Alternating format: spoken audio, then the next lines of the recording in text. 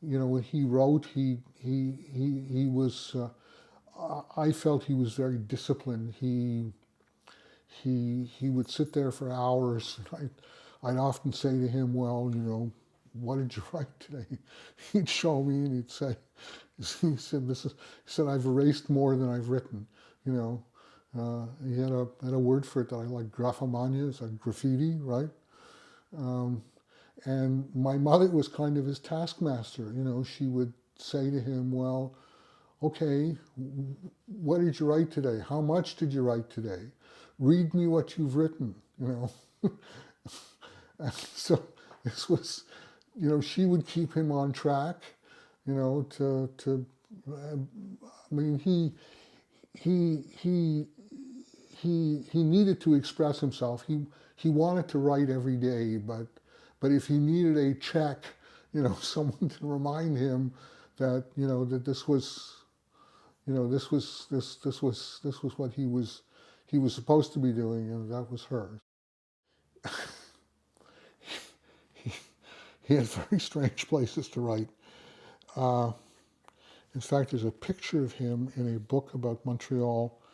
He's hunched over a stool, a chair, and the chair is comes up to about his chest here, and he's just writing away. He wasn't very well organized. His papers were often a mess.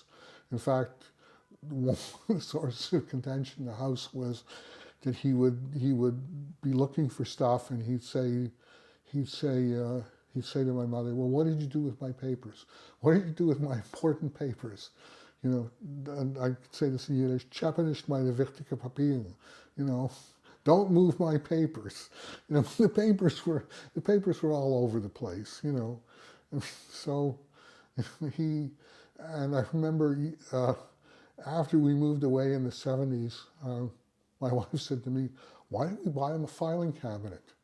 And that sounds like an excellent idea. Let's buy him a filing cabinet.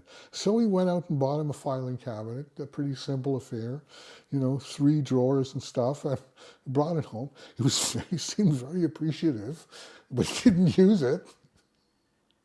I mean, he could have even just opened the drawers and just shoved it in there, not bothered with file folders or anything, but he didn't use it.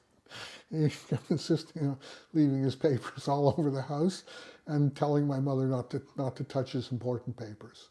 So that was his approach to it. But he was very disciplined. But the other thing I must say, that his attitude about writing was,